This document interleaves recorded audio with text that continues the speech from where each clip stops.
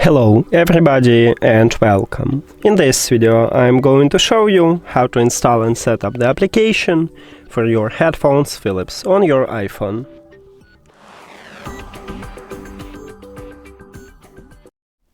You have to start by open App Store and now go to the search at the right bottom. Then click at the search line at the top, or if you have iOS 26 at the bottom, and write Philips. Now search. Let's scroll down.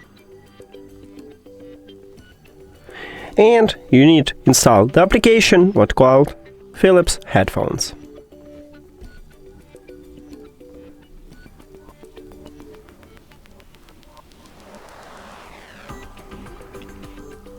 Now open it.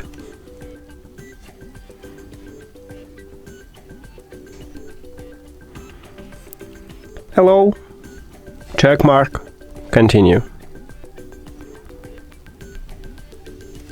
Close it.